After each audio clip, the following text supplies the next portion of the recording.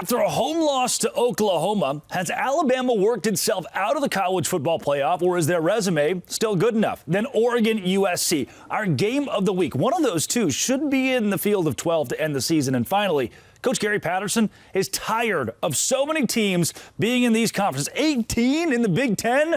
Too many. All that and more right here on Fire TV's College Football Kickoff.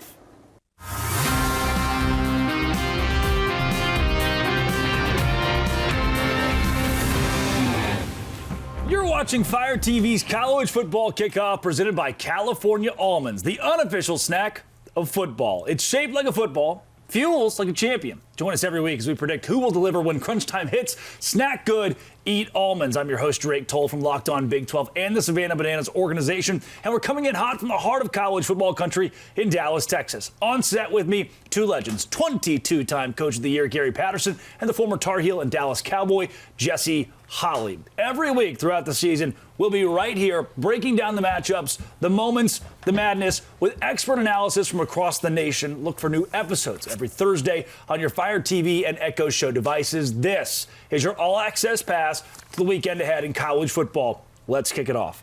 Jesse, it's what I like to call Citadel Week in the SEC. Feels like everybody in the conference is playing the Citadel. Samford, Mercer, Charlotte, Coastal Carolina, Western Kentucky. I'm forgetting a few in there. This is the proverbial bye-week, non-bye week. Yeah, absolutely. And if you're in the SEC, this is kind of one of those weeks where you might need a little bit of a break because of the gauntlet that you play within your own conference. You're playing top 25 teams, it feels like, every single week. So as you get to the end of November, you start preparing for the college football playoffs, you kind of need that get-right game. Maybe, play guys maybe a quarter or two, get the lead up, and now those guys can get a little bit of a rest as you prepare for the stretch end of the season. Or if you're Auburn, you lose to Jerry Kill and New Mexico State, as they have done in the past during the same week. Let's talk the SEC, where they sit in the college football playoff, because they've got the most teams in the field right now. It's time for our rankings report.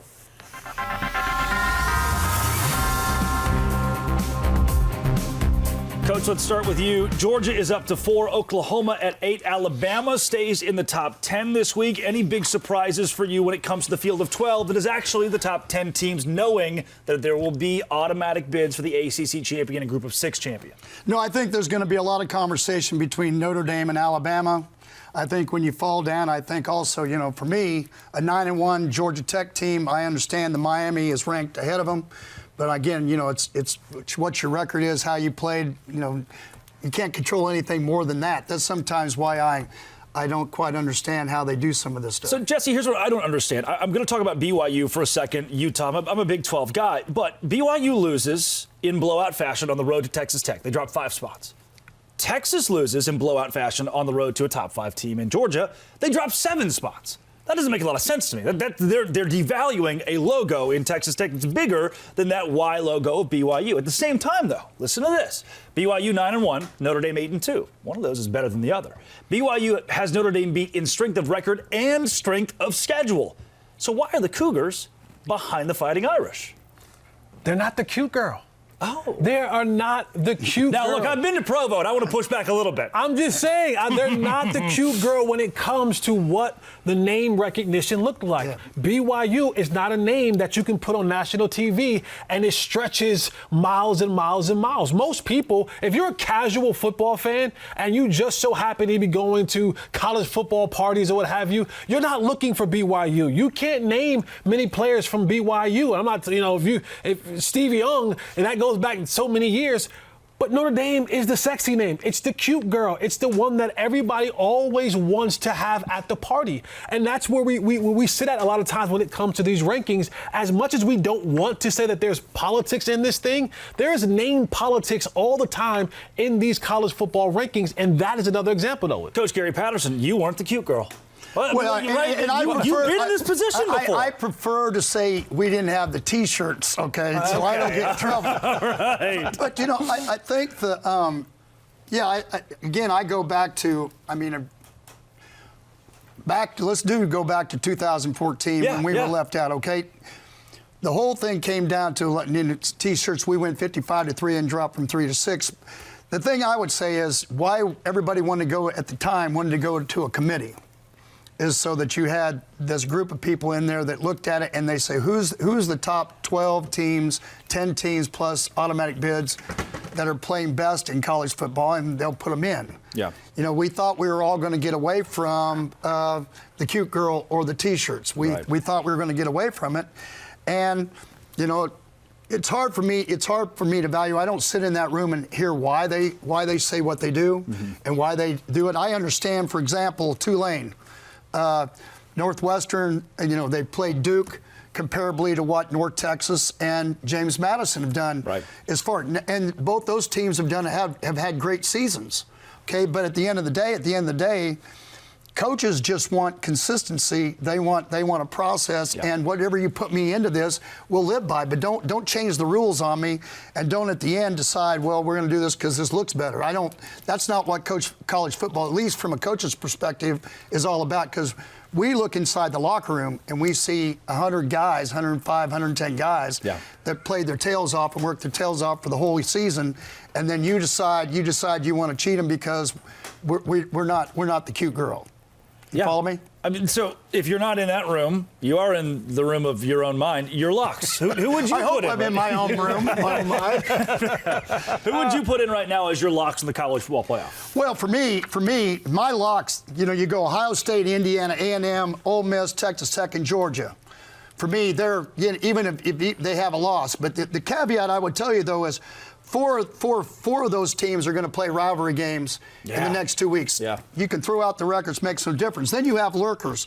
Lurkers for me is like an Oregon, but Oregon's got USC and Washington. Yeah. They're sitting right on the edge. Notre Dame, because of being the cute girl. BYU, they've got Cincinnati. They've got to go there. Then they have Central Florida, Oklahoma. I think, for me, there's somebody that's probably even over on an edge a little bit more because of their record and what they've done. They've gone on the road to Tennessee. They've gone on the road to Alabama.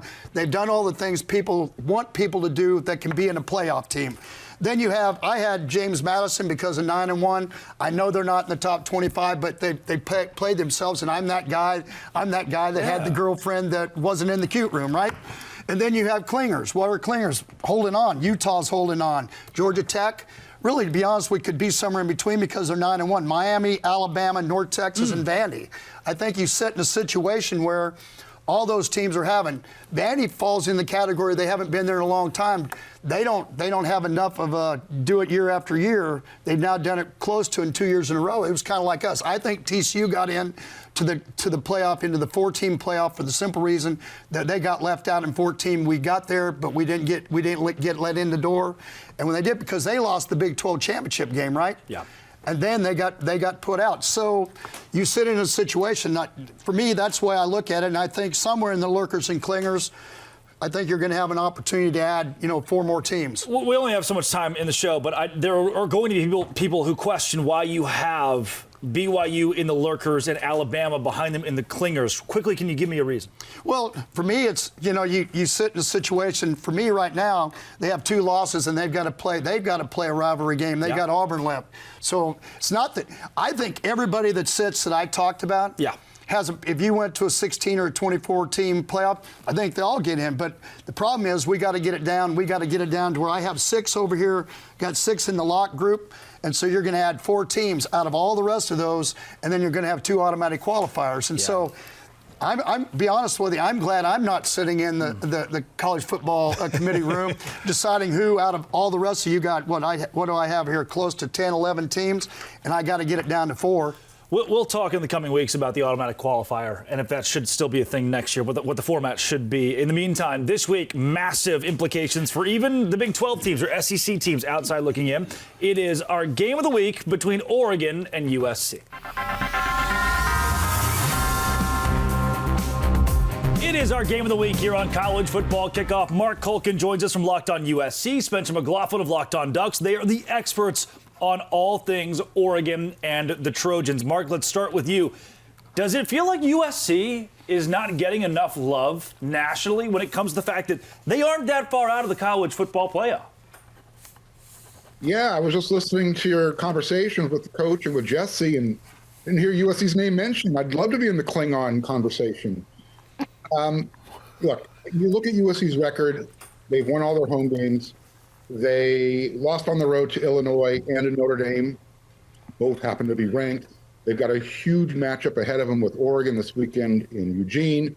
They just took care of Iowa in an Iowa type of environment. If USC beats Oregon, and they, as they should be anticipated to beat UCLA in the rivalry game, why aren't they part of the conversation? Yeah, Spencer, not only are you the host of Locked On Ducks, but also the host of Locked On College Football. Sorry, I'm California. Yeah, by the way, Mark started bringing up Star Trek terms, so I just want to say live long and prosper. California almonds on the desk right here. And as I'm chewing and sifting through this stuff, look, Mark says that USC should get some more love, especially if they beat Oregon. Do they beat Oregon this week?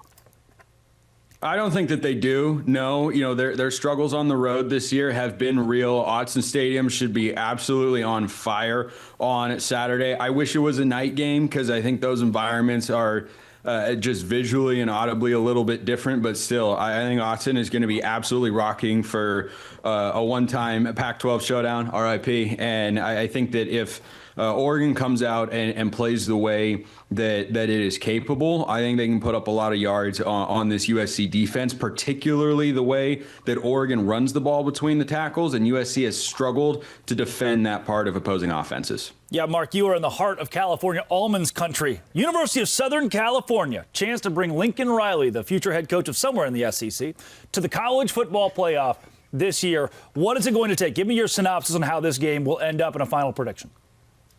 Well, for one, they have to play all 4 quarters. They can't wait for their defense to come alive in the second half, which they've been very effective, where they've been shutting teams down.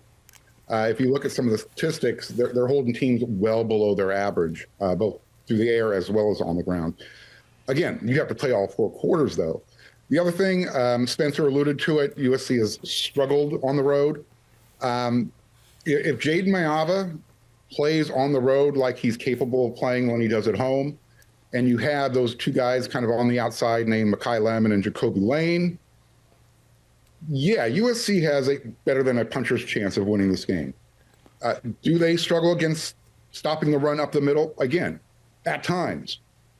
But again, when they show up, they handled Michigan at home. They, for the most part, took care of Iowa's running game. And on the road at Nebraska, they looked well. They took care of Northwestern on that short week on Friday. Again, USC has to play better. There's no denying that. But there's no reason they can't go up to Autzen and win. They've done it before when Oregon was considered the favorite. So why not now? Yeah, Spencer, Mark says, why not now? And look, for you, Spencer, a guy who dressed up as Sid from Toy Story for Halloween and also carries that burden the other 364 days out of the year, give me a prediction in this game. Yeah, I do want to echo something that Mark said that is correct, which is USC absolutely has a formula to go up and win this football game. It looks something like what Indiana did at Autzen earlier this year, a place that's been very difficult to win. But what you have in common there is above average quarterback play and 2 NFL wide receivers. And Indiana's offense didn't go as crazy as a lot of people have made it out to be in retrospect. Yeah, I mean, most of the commentary I hear on the Oregon-Indiana game is that Oregon got clobbered in a game that was tied with 6 minutes to go in the fourth quarter. And I don't know where exactly that came from, but Oregon's offense certainly didn't play as well as they could have that day. Indiana's defense is a lot better than USC's, but getting Jacoby Lane and Makai Lemon going, always an emphasis, and feels like something that the Trojans have just been able to do no matter who they've been playing against this year. I'm looking to see how they get King Miller going in the rushing attack against this Oregon defense that has been good, not as good as they have been defending the pass, but they've been good defending the run. The linebackers have been, I think, the weakest of the 3 levels of Oregon's defense this year. If Oregon can overcome those 2 things, that would lead to USC keeping this close and maybe finding a way to win and winning with situational football, things like 3rd and 4th down, maybe special teams as well. I think Oregon will win the game. I've got Oregon winning 34-24. They beat the Trojans. They are the experts. Spencer McLaughlin of Locked On Ducks, Mark Culkin of Locked On USC. Thank you guys both. You're very welcome. That is our game of the week. Jesse Holly, we will begin with. Good to see you, by the way. Hey, how you doing, bro? How are you? It's great to have you here. I'm glad to be Coach and here. I just got on a tangent there. Yeah, for a no, it's second. good, man. It's good. It's good. It's good stuff. Your California almonds. Good stuff, man. You guys, when Coach, love those listen, things. Coach starts talking about ball. It's best for us to probably Hang up shut and listen. Hang up and listen. I have no problem with that. So Here's where I go when it comes to the Oregon Ducks. Their best win right now, you could argue, is Northwestern. Maybe it's Iowa, but that Iowa win has fizzled out. It doesn't look near as good as it did. If they lose this game, they're out, and I don't see a way for them to crawl back in. No, you're absolutely right, and that's why this game is so pitiful. Not pitiful, pivotal. It could be pitiful. It could be pivotal. I hope that it's not pitiful for the Oregon Ducks, but it could be pivotal. And, you know, when you start talking about this portion of the year, you start losing games in November, your playoff chances dwindle away pretty quickly. And they have an opportunity to win this game, but to me, it's going to be in the running game. They're going to have to just out-physical and run the ball at USC to really pull out a victory here. Coach, I think conversely, the Oregon defense could be the big key right here. They could run the ball, but I think the defense, if they hold that Lincoln Riley offense at bay, that's my key to win. Well, yeah, you know, and that's the other thing that nobody talked about with, you know, because, again, I watch a lot of film. Indiana, when they went into Autzen, really, they played really, really well on defense. Can I tell you, you told me on the phone last week when we talked, you said it wasn't necessarily Indiana schemed them up. It wasn't like they were doing anything crazy. They were just, they got some dogs out there. Well, you know what's really funny, you know, because everybody, clear back to 2004, we had a bad year, and everybody said they caught up with the match quarters defense, and then 4 out of the next 8 years, we were #1 total. That's what Indiana's doing. Indiana's playing, they're sitting everybody down. It's really basically 10 or 11 guys within 10 to 12 yards from the line of scrimmage. And they went out and recruited. They got some big people up front. They got 3 linebackers. They don't even play a nickel. The 3 linebackers actually act like the nickel. So you really, the positive is they're athletic enough that they can come in space. They blitz a little bit. But to be honest with you, they suffocate you. They tackle really well. They go about their business. So it's going to be, you know, that's the one thing I can say. If USC wants to go win, what they have to do, I understand what they do on offense, but they have to be able to go up into that stadium, and they've got to be able to control, at least minimize the big plays and get done what they need to get done if they want to beat Oregon. Today's show is brought to you by FanDuel. And hopefully some sort of headache pills. Thanks, JT. The NBA is back. There's no better place to get down on the action than FanDuel, the official sports betting partner of the NBA. Even if you miss the start of the game or want to ride the hot hand, FanDuel has live bets on everything from who will score next to fourth quarter comebacks. Plus, even combine your live bets in the same game parlays for a shot at a bigger payout. It keeps the game exciting, especially when your team's making that late push. Right now, FanDuel is giving new customers $300 in bonus bets when your first $5 bet wins. Head to FanDuel.com. Sign up, play your game. FanDuel, the official sports betting partner of the NBA, is FanDuel. Go to FanDuel.com and do it today. See, that's what you're talking about, man. He just starts going on the linebackers, nickels, big men up front, 11 guys within 12 yards of the line of scrimmage. I'm sacked. And You're locked in. It's like a blind date. It's like a blind date. You never know what you're going to get. Right? 'Cause you never know Hopefully it's a cute girl, and you let them into the college football playoff. and with a T-shirt. I think that Georgia Tech's another one of those teams like USC we haven't talked about a ton, and they need to win and win fast to get into the college football playoff conversation more squarely. They are featured against Pitt in our can't-miss matchup. He is the local expert on all things Georgia Tech from Locked On Georgia Tech, Jarvis Davis. Jarvis, last week, Pitt got crunched like some California almonds against Notre Dame with their head coach Pat Narduzzi made it clear. He didn't even want to win the game. Do you think that Georgia Tech sees a different Panthers team this week compared to what Notre Dame got last week?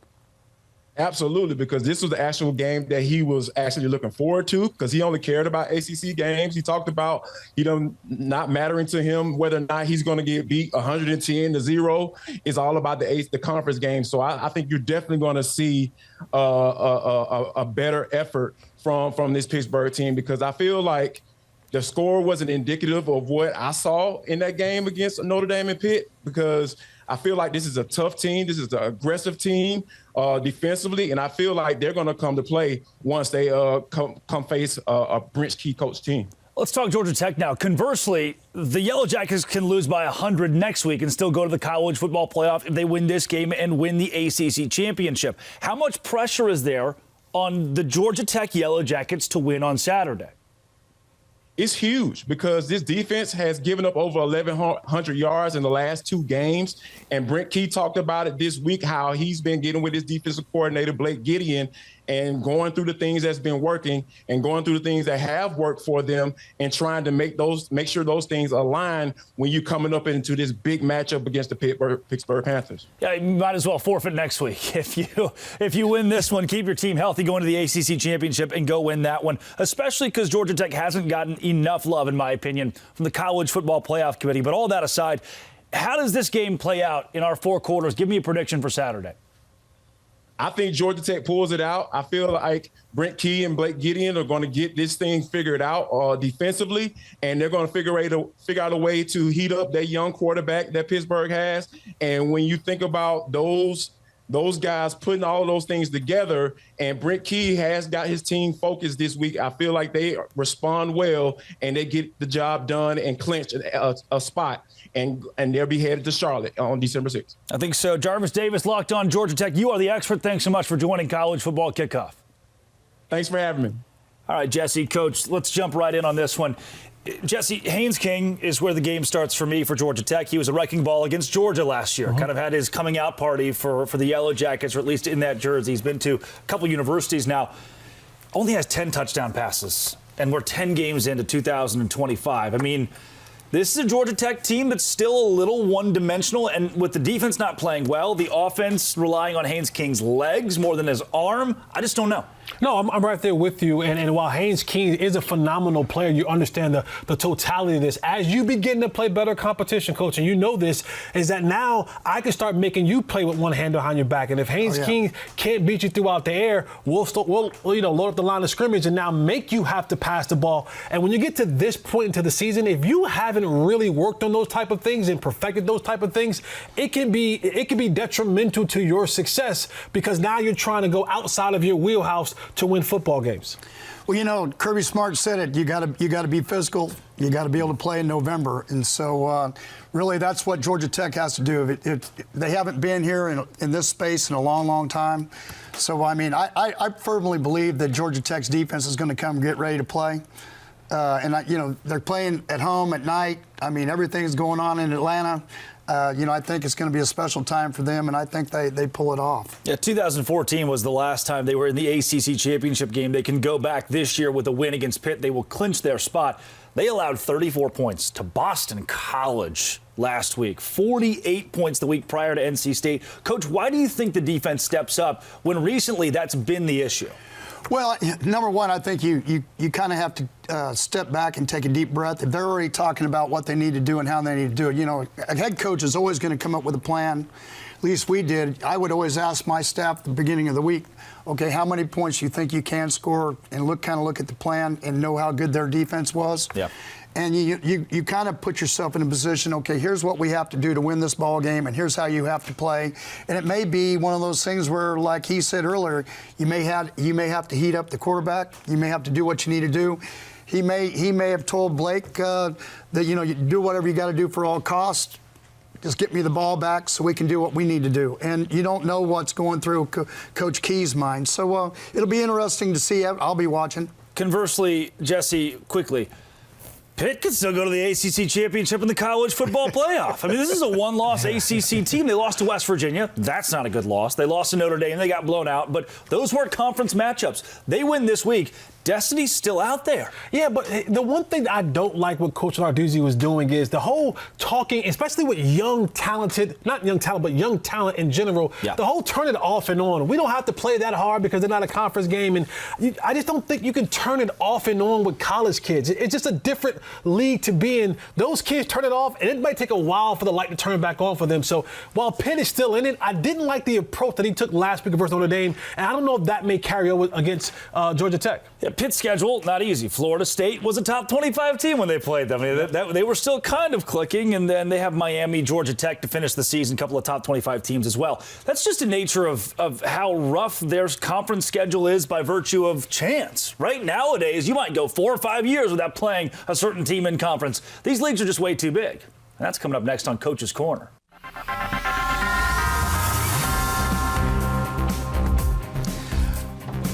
Well, it's not what they say in September.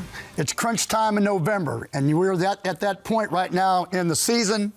Coach Cignetti, he did just like basketball coaches did in their non-conference schedule. He saw what he was going to have to play when he got into conference, big conference, and he changed one of his non-league games. You've got Coach Snyder, when he was back at Kansas State, that said, change the games in your non-league schedule so you can win. Just win, baby. That's what he said.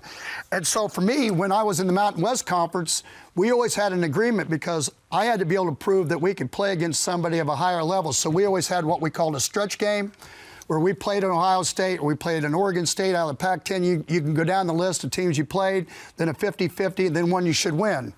You know, my biggest probably concern with all the big conferences nowadays is just, and I have it in a three type plan deal, is plan, process, and then consistent competition. For me, the problem I have right now, you have some schools and like A&M, and it's not their problem. They didn't make the schedule, but I mean, they're sitting in a situation where they're not going to play Ole Miss, they're not going to play Bama, they didn't play Georgia, they didn't play OU, or they didn't play Vandy. Georgia Tech had a similar situation, and so did Ohio State. And so for me, if I went back and if I could come with a plan, I would tell you this. I need more consistency. We used to have like the East and the West and the Southeast Conference. You used to have the Big 12. You used to have the North and the South. And we've gone to these 4-team quadrants where you're going to play each other. That's in the same organization. Play them home and away. So everybody plays the same people, have a couple crossover games, and then put yourself in a situation. I understand why everybody went to bigger conferences. Financially, money is the name of the game. But I think one of the things you have to be able to do is you can't cheat the kids, you can't cheat the coaches, the fan base, and everybody else, because somebody else is making a decision and there's no consistency in who they play every year. And so I would pass this off to you guys and understanding that I understand the financial side of it. I also am looking for that consistent competition so that we know when somebody is at the top of the heap and you say, well, they're our conference champions, that they played everybody. Because Coach Snyder used to really fight for when they divided the Big 12 at that time in a North to South division. He loved it because he didn't play Texas, Oklahoma on a consistent basis. He was with Iowa State, he was with Nebraska, he was all these schools, and he was at the top of the heap. Always knew he had a chance to be at the top of the heap. When they went back together, then they really had to fight. And, and I always talked to him about all these things. So what's your guys' take on as far as the financial? How do you take the financial part of, okay, we have to have all these teams so we have a bigger TV contract, but we also get to a situation where somebody doesn't get cheated because I played 5 top 10 teams and they played none. Hear me out, Jesse, if I may. I say we go to, 6 conferences, 10 teams in each conference. Crazy thought here. We regionalize it. 10 to 12 teams, you play the teams are close. Maybe Colorado's in the same conference with the USC, about as far as you get, right? Then from there, you could say, heck, why not have a conference where Ohio State plays a team like maybe Iowa? That's pretty close to each other, right? And then maybe there's an opportunity for Oklahoma to have Oklahoma State in their same conference. What say you?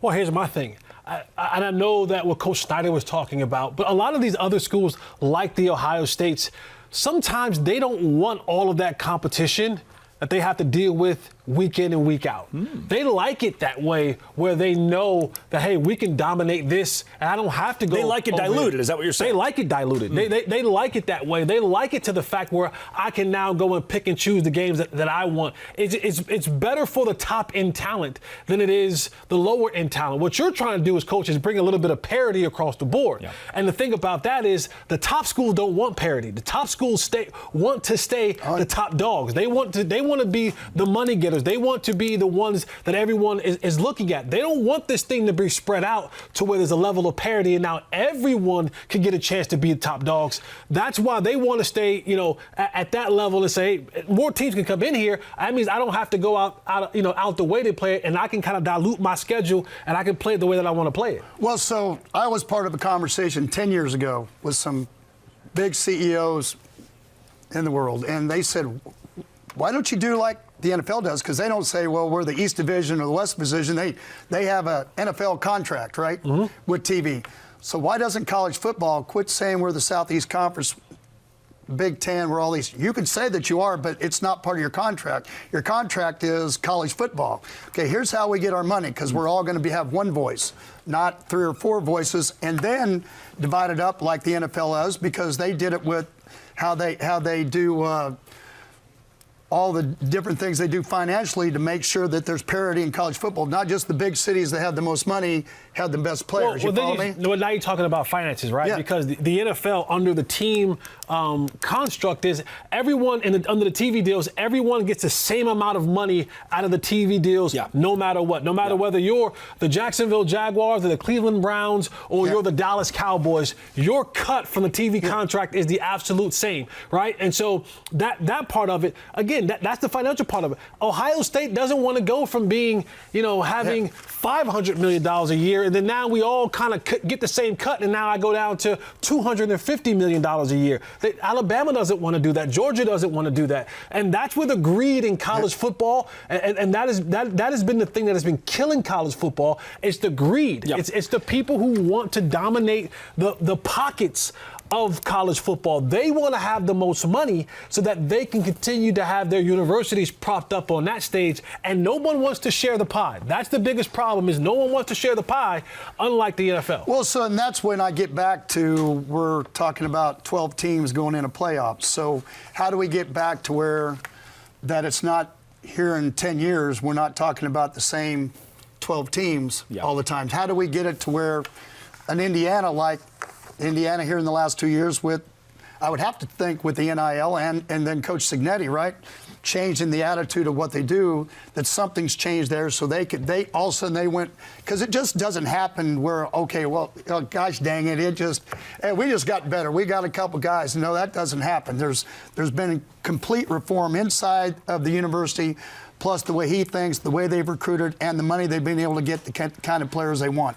So at the end of the day, how do we do that? But that a normal person, when they looked at everybody's schedule and said, well, they're the conference champion because they beat these people, and these people didn't beat these people, and the normal person, they don't have to go through here in a committee tell them, well, we like it because Tulane played these 2 people and not. See, I can understand that. I can understand they beat a Big Ten team, okay, and they beat an ACC team, and James Madison and North Texas haven't done that, even though they've got really good football teams. So how do we get it to where all the rest of it makes sense? That's what I'm looking for, is make sense. I like how you've talked about in the past at TCU, you wanted to schedule a 50-50 game, a prove-it game. Is my team good? I'm going to learn about my team in this game between, I don't know if we're going to win. Well, let's go play out of conference against a Michigan. Let's go play somebody like that out of conference.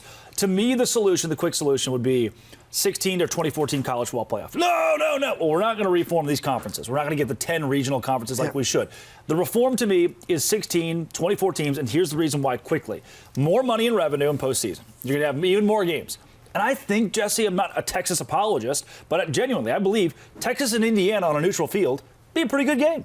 I think it can be a pretty good contest. I don't think that's the number 17 team and number 2 team. I don't think we're going to dilute it by as much as people are like, oh, my goodness, 16 teams.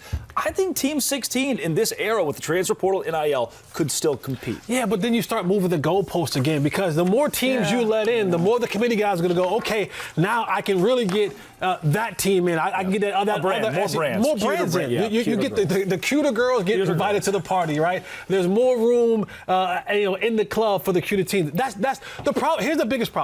We're trying to talk rational and reasonable sense to people who don't want that. Because the answers are there. If you, Coach, you easily laid it out. The answers are there. They've been there. This is not a new conversation. It's always been an opportunity for the NCAA to do the right thing and to have this thing done the right way across the board. They never wanted to, and they're never going to want to. It's always going to be a money grab. It's always going to be the greed of college football. That's part of the reason how we got to the whole NIL thing, is because NCAA didn't want to start paying players years ago, and then they swung so far the other way that now quarterbacks in college football are getting $5 $5 and $6 and $8 million. And now you have, the alumni putting so much more money into this thing, and everybody can't compete with that. Everybody doesn't have a Phil Knight where they can just keep dumping money into their program until you get it right. Everyone doesn't have $22 million like Ohio State does to buy the best team that money can buy.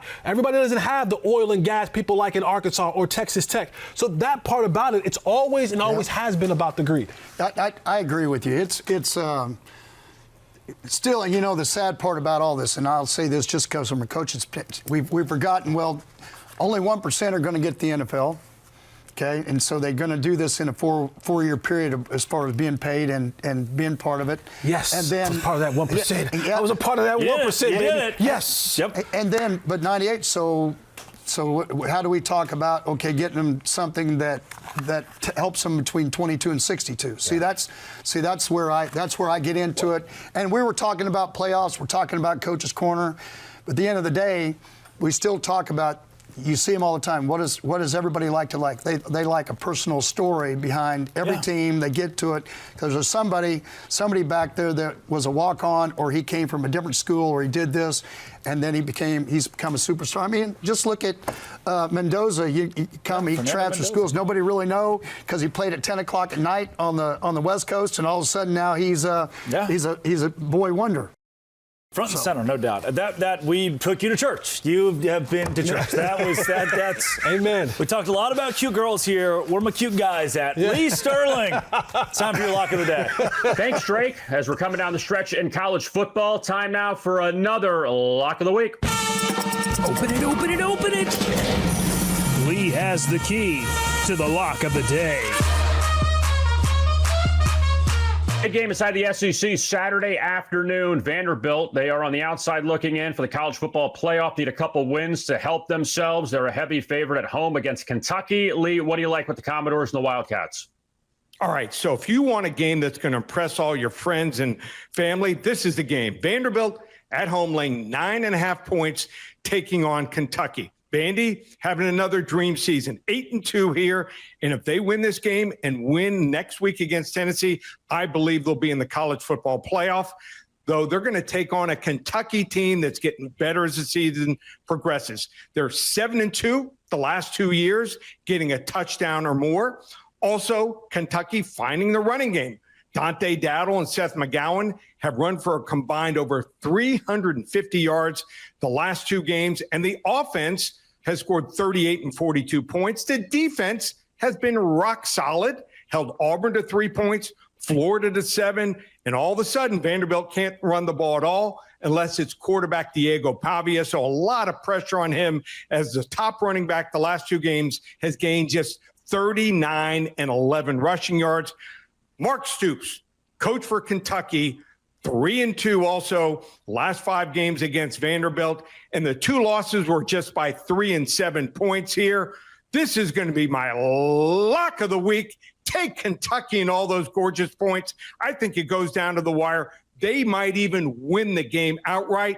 Put half your bet on Kentucky plus the points.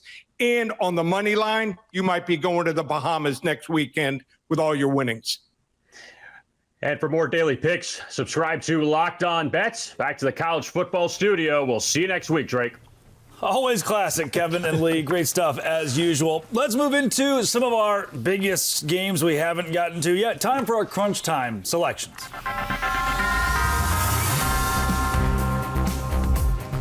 You are watching College Football Kickoff, presented by California Almonds, the unofficial snack of football. It's shaped like a football, fuels like a champion. Join us every week as we predict who will deliver when crunch time hits. Snack good, eat almonds. Number 22, Missouri at number 8, Oklahoma. Jesse, Oklahoma wins. I think they're in the college football playoff no matter what. Yeah, I absolutely agree. And they can they can use the momentum that they had coming off that big win against Bama last week. Oklahoma has quietly been just chopping away.